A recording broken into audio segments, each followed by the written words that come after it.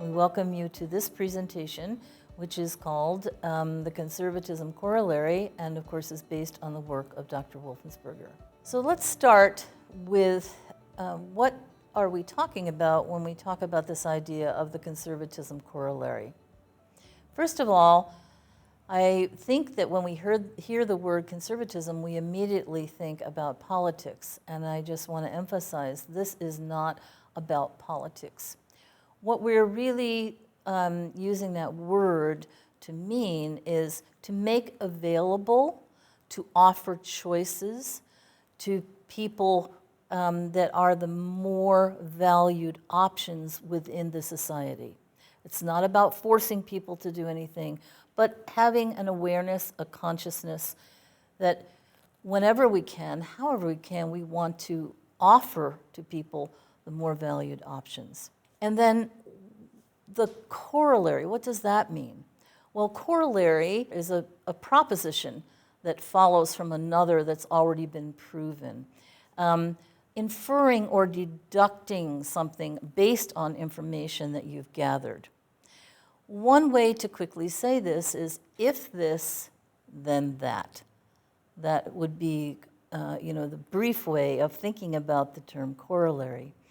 So when we put these two together, we're thinking about the idea of, if people are experiencing societal devaluation as a result of bias, then we would want to make efforts to do whatever we can to offer the most valued, societally valued options, to tip the scales in the positive.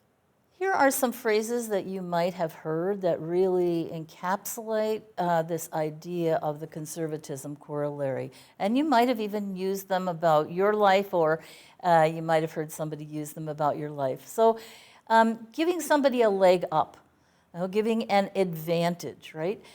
Stacking the deck for success, okay? And of course, when you are thinking about going to college or university, I am sure, you put thought into thinking about what can you do to be successful in your field of study. As well, another saying that you might be familiar with is increasing the chance to beat the odds. And so you'll hear that sometimes in sports. What can a team do to increase the chance to beat the odds? And then the image that I referred to previously, the idea of tipping the scales to the positive, or creating the possibility that the scales can be tipped to the positive. The conservatism corollary is based on a fundamental assumption that we start with the idea that all people have hurtful and even wounding life experiences that cause vulnerability. So, for example, failure or rejection, maybe a divorce, maybe a long sustained time of not working and having a regular income. So these are some of the kinds of experiences that anybody can have that make you vulnerable. But we are also making the assumption that people who have been cast into a societally devalued status exist in a state of heightened vulnerability. Now, what do we mean by heightened vulnerability?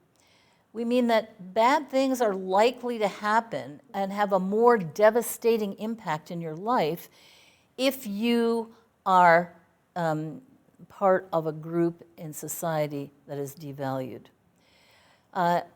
Another way to think about this idea of heightened vulnerability is that if there are hard times in a society, who gets hit the hardest? And I think we recently have seen examples of this in our society. If there's oppression, who is more likely to be oppressed first and more deeply? It's people who have been cast into a devalued status. If there is injustice, it is people who are societally devalued who are more likely to bear it. If there's prejudice, people who are devalued are more likely to experience it more deeply. And so again, we can look at our society.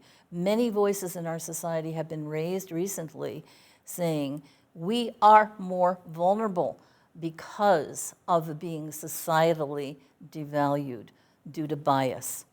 And so that would include, you think about the Black Lives Matter movement. There's been a very strong voice about the vulnerability that people live with.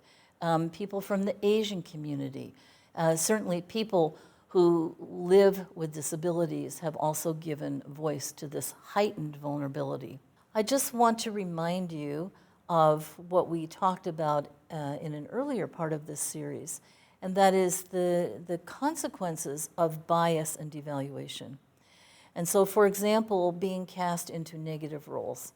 For example, being put into the role of being dangerous or a menace or pitiful and an object of pity, or a burden to other people, or an incapable, dependent person who will be a lifelong client.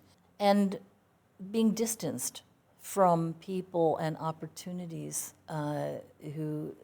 from people who have a valued status, and also opportunities that are available for people with valued status. So you can see the end of this litany is clearly discrimination, and obviously, if in fact you are experiencing even some of these consequences, it's going to make you very vulnerable. The experiences I just referred to can literally be thought of as bricks, that are added on top of one another. And these bricks, low expectations, not good opportunities to learn, being stigmatized, surrounded by negative images that convey negative messages about you, being cast into negative roles, such as that of being dangerous or a menace, or a child who will never grow up, an incapable, dependent person who will be a lifelong client, and so forth. And literally, these experiences, one on top of another, or very heavy experiences, can crush a person. And this is another example of thinking about an image you can hold in your mind for heightened vulnerability: bricks being thrust on top of people and weighing them down. So this is another image that you can use to think about heightened vulnerability, or to understand heightened vulnerability. The societal forces that are present in all societies that can spin you out into heightened vulnerability are centrifugal forces. So what does that mean? That means forces that keep pushing you out, no matter where you are in one of these circles. There are those forces to push you further outside to the very margins of society and even existence. So you could be right there in the middle. Let's say you're a person who has education, you have a very good job as an architect, and you take your lunch break and go out to lunch, and you're careful crossing the street, but there's a reckless driver who hits you. You're injured very badly, and you have now a lifelong disability as a result of experiencing traumatic brain injury. And like that, you become, moved, spun out, right, into devaluation. You could be at risk of being devalued. So for example, if you're an older person, but you're healthy and you have a pretty good income, and then you become ill with an illness that's pretty debilitating, you get spun into margins and maybe into devaluation. You could be on the margins of social devaluation. And let's say somebody, Black and brown students who live in impoverished areas and don't get opportunities for good education.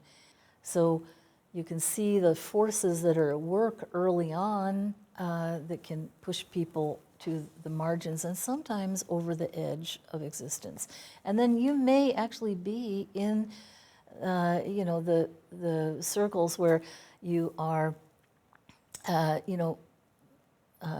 devalued, but only kind of mildly devalued. I'm thinking about a gentleman I know who's very smart, but he does lack some judgment in social interactions and engagement.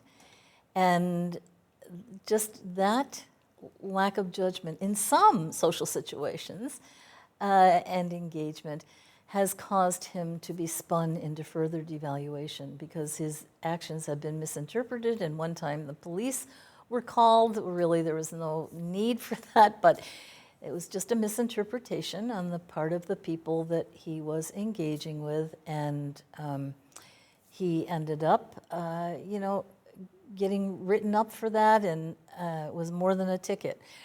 And so, he's spun, now he has a reputation, okay? And so he's spun into further devaluation. Just want to tell you the story of Rhonda, who was a student at university. She was so excited to be going to university when she finished school at age 18. And Rhonda has a physical disability, and she thought a lot about the kind of support that she needed. And one of the things she knew that she would need to get around to classes is a scooter. And so she approached the Office of Vocational Rehabilitation to see if they would assist her to get a scooter, and they agreed. Well, they did order it. It arrived after Rhonda had gotten to university, and her scooter did not fit into the elevator very well. It was really difficult to get in, and so she started missing lots of classes, which then put her behind, which made her really anxious. On top of that, she was often missing meals, and then on top of that, so her health started, kind of not being as good as it had been. Her energy became low. Then on top of that, the university did assign her a work-study job to help pay for her tuition, but the hours of this job were 7 p.m. to 11 p.m., which for Rhonda was very difficult because she was already struggling to get through the day. And when she gets up in the morning, it takes her double the amount of time to get ready than it would if she didn't have, the physical disability. So she was getting up at 5 in the morning. And after a month of this, Rhonda literally fell apart. And she had a breakdown and had to leave university and never really fully recovered from that, and certainly didn't go back to university. So what happened to Rhonda? She was spun right off the edge there. Her adult life was profoundly interrupted. And, it really, she's been struggling ever since to get back on track. That's heightened vulnerability. What for students with a relatively valued non-vulnerable status might be an inconvenience, for a student who has devalued status and are vulnerable may be a major barrier. So I'm thinking about one student I know who, he's unable to use words to communicate, and communicates pretty effectively through an iPad. But that is enough of a difference to create a barrier for him communicating with people. So people will come, they'll look at him, they'll say hi, and they'll ask him a question, and then he, reaches for his iPad and starts to respond, and people, think he's not paying attention to them, or they don't really understand that he's using the iPad to communicate, and they walk away. So this has been a major barrier for him in terms of, developing relationships of different kinds on campus. What might be seen as a right for students who have a valued societal status and are relatively non-vulnerable may be seen as a privilege or even denied to people who are devalued. So just access to an inclusive education has been denied to many students with disabilities because of their disability, which despite we have laws against that, and we have all kinds of safeguards supposedly in our system, that still happens. What might, for us, for example, for a student with a valued status that's relatively non-vulnerable, what would be like every day and just taken for granted? Maybe for a student who's devalued and very vulnerable, be difficult, maybe impossible to achieve. So an example of that would be developing friendships of all different kinds. And you can think back to the young man who I mentioned initially, who really, because of communication, and the barrier with that, it's just been impossible for him. He's done quite well in school, except for this one area, and he's alone and lonely. The conservatism corollary is a very conscious strategy then to try to deal with that idea of heightened vulnerability, to bend over backwards from, first of all, not adding to that load of bricks. We showed you that image earlier of the bricks. We don't want to add any additional bricks. We don't want any additional bricks to be added. So doing everything possible to assist the students so those additional bricks don't get added. Secondly, reduce the load of bricks. And then thirdly, positive compensation for disadvantage. I think if you go back to the story of the student that I told you about who used the scooter, boy, there's some things that could have been done there to reduce that load of bricks. So somebody who, understood, was paying attention and could assist her to, get a different scooter, right? And in the meantime, have access to other ways of getting around, so that the student could get to class, could attend, right? And then when the scooter came, making sure that she had an opportunity to practice using it, which she hadn't had. And then this is very straightforward, to find a job, that would be a simpler or better hours, not simpler job, but better hours for her and fit in with her schedule, so that she wouldn't have been so stressed. And certainly the scooter would have taken care of a number of things. But then you wonder, where was the support to assist her before she got to the point of having a total breakdown? So, a variety of different kinds of supports could have been used.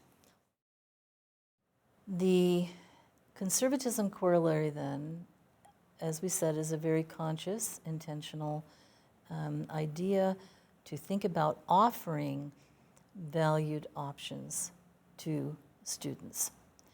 And so to think about this and to really identify, the valued options and even the most valued options possible, we can use this idea or the image that's here on the screen. So if we think about specifically university and college, okay, and being a young adult and wanting to move forward in your young adult life, what would be options, okay, that people would not want, okay? So for example, I don't think most young adults really want to be excluded. I don't think that young adults want to be in a position where their parents or other people are making all of the decisions for them. I don't think that young adults want to be in a position where they're always being monitored and always watched. That would be seen, those options would be seen as less common, and even more than that, more negatively valued. In the middle there would be the kinds of opportunities and options that most students who are going to university are expecting to have available to them, at least some of those options. So a big expectation, I think, for university, college students is to experience freedom and to be able to make more of your own decisions. Social life is also in an expectation, I think, that people have, that we're going to have an opportunity to meet new people, maybe people from all different places, and I will have an opportunity to explore interests. So that is where we would want to start. At least social role valorization talks about the culturally valued analog, if you remember that. And so the culturally valued analog is represented there by that middle of the bell curve. In other words, that's what most people, most students and so forth expect, want, and so forth. Now, that we would certainly want to make that available for people. We also want to, whenever we can, offer students the most valued options possible. So, for example, study abroad is something that can be really exciting and sought after. Making all kinds of connections through internships and maybe even through courses for future employment opportunities. Partners in life. Many people meet a lifelong partner at university. And we can't make that happen, obviously, but having opportunities to meet lots of people, do lots of things with different people and so forth, you may find your soulmate. So the conservatism corollary, as you look at the bottom of that diagram, you see that we are thinking about offering at least what is typical, common, and valued. But whenever we can, because of the heightened vulnerability, we want to offer the most valued options possible. All of it, we want authentic student experience. Now, I'm just going to share a story from my daughter's life who has taught me an awful lot. And when there was a meeting with her to plan for what she wanted to do for her future while she was still in high school.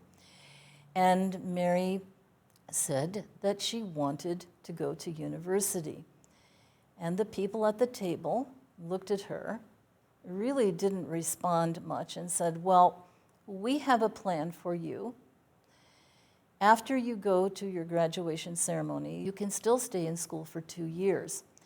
And what we have in mind for you is that you will return to school in September, to the high school, and you will further study math and reading. Now, I really do not know many students who are finishing their senior year of high school, even if they could stay on in school, who choose to do that. Most students are thinking about what they can do after school. And don't have it in their mind that they're going to go back to the same high school the following year. And Mary said no. And when she was asked what she wanted to do, she said, I want to go to university. Well, this was a really new idea for the people who attended that meeting. Mary was thinking for herself. She picked an option, that would be in the middle there. I'm happy to say that Mary did go to university for 4 years, had a very awesome experience. Now let me show you some examples of students where this has been the case. Well, first of all, this picture, you can see those are young people, okay, and they are in a traditional program for students who have been in special ed, and they are in this program within their high school. So they went through high school and special education class, and they stayed beyond the age 18, 17, 18 for 2 more years, and this is how they spent their time. In one room doing those kinds of activities. Now, can you see they're making paper chains there? Where does that fall on the bell curve? Of course, that would fall to the options that people would not want. Now here is an example a more positive example, and you can be thinking of that diagram that I showed to you. This is a student who went to Millersville University, and he it was part of the inclusive post-secondary initiative there. And in fact, he flourished, he did really well, and indeed, he was chosen by faculty and other students to deliver the commencement address. He was so sought after. Now, where does that fall on that diagram that I showed to you? It's not just in the middle, right? It's over, to the kind of option that people would say, wow, I'd love to be able to do that, to give the commencement address. Another example from around a student who attended Westchester University, and I believe she's still attending there, and she really wanted to become a member of a sorority. This is something is not very typical for students who are living with disabilities, and so she actually did everything you're supposed to do when you want to join a sorority. She did all kinds of research, figured out what one she wanted to do. There were all kinds of requirements. She completed the requirements with assistance from sorority sisters, and they were the regular requirements. And she, I guess you call that rushing the sorority, and she made it. And so now she is a member of the sorority at Westchester University. And we think that she might be one of the first students in inclusive post-secondary education, at least in Pennsylvania, who is a sorority sister. The last one is, this is a student also who you can see attends Temple University. And this student is very focused on working in preschool or in a child care center. And so she has an internship where it's like a perfect fit internship for her. She's had lots of opportunities, working in a preschool that is there or sponsored by Temple, and making connections. Remember, I talked about that. That's what a lot of students want, making connections as well as gaining experience, lived experience on what do when you're working as a teacher in a preschool, early childhood center, like what do you do? And so this student is having an opportunity to do all of those things. So again, related to that diagram that I talked about, where does that fall? Well, certainly it falls within the experiences that are typically sought after, and even experiences that students really, really want, that will help to set them on the pathway for their career. And now I'd like to introduce to you Dr. Thomas Newville, who is the founder of Integrated Studies at Millersville University and also a professor there. And he knows these ideas quite well and has used them practically many times. And I've asked him to share an example with you. So thank you, Darcy. The conservatism corollary, it's a very difficult thing to nail. I was trying to think of a story when we use the conservatism corollary. And the truth is, we use it all the time with everybody. So when I think of one student, Daniel, we used it from the time he came on campus. I actually might even say Daniel brought us the conservatism corollary. He spent his PK-12 years in a self-contained classroom. And when he came here, we began with his person-centered planning, getting faculty members, administrators, community members, family in that path so that we could have the best thinking. We began to sort of bend over backwards to position him as not just a student at Millersville, but an excellent student at Millersville. And even when we admitted him, we wouldn't admit him until he was admitted as a full-time student, which is very different than just a certificate student and so forth. And so when he got to be on campus, we had him join multiple clubs, including the theater club. He began to not just take theater classes, but audition for plays, many plays. And we made a point, for example, to introduce him to the president of the university, not just once, but multiple times. We're trying to put him in a role of knowing people in the university, of knowing what the university is about, of being an actor, and so forth. And his degree program was theater communication and entrepreneurship, because we were marrying his love of culinary arts with his community theater and his desire to start his own restaurant. Even in his student employment positions, we worked with him so that he didn't just work in dining services or the dish room. Daniel worked in catering services, and we worked with catering services so that he was a server at presidential events. There's probably one sort of culminating example of the conservatism corollary with Daniel. And it was when we put his name forward to be the student speaker at commencement, an honored, cherished, valued position that is appointed by the president of the university. And so we put Daniel's name forward, and he was chosen. He was chosen to speak at commencement in front of 4,000 people. That alone is a highly valued role, and we did not want to leave that up just to chance.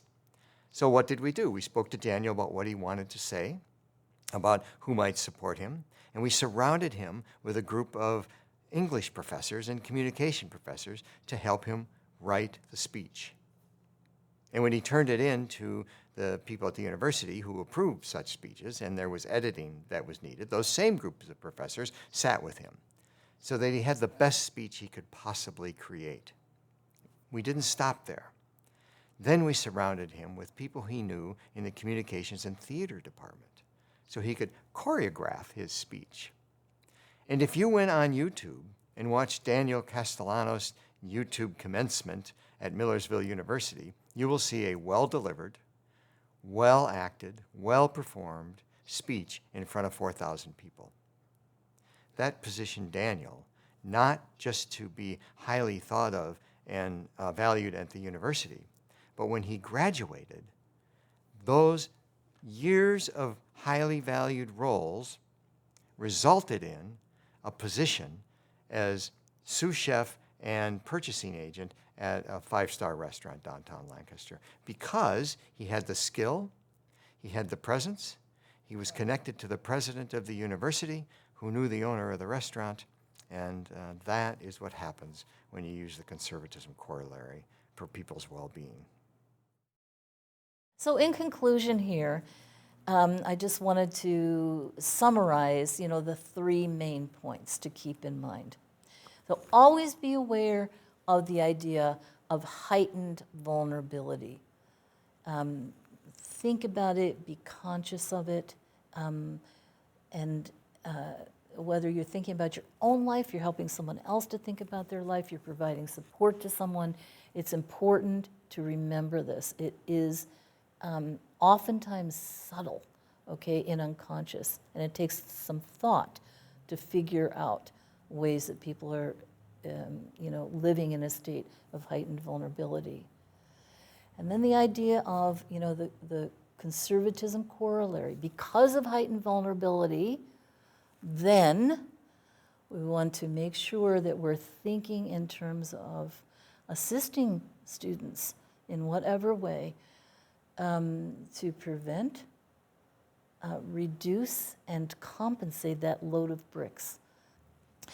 And one very concrete, practical, understandable way of doing that is thinking about whenever there is a choice to be made, when a student is faced with a choice, think about that diagram I shared with you. What are the choices that would be sought after by many students who, are involved in post-secondary education? And then even further than that, that's surely what we want to offer, those choices. And then even beyond that, thinking about the choices that, are highly sought after when you are in post-secondary education, and making those available to students who live in a state of heightened vulnerability. Thank you very much for your attention, and I hope you've gotten some information that will be helpful and useful as you are involved in inclusive post-secondary education.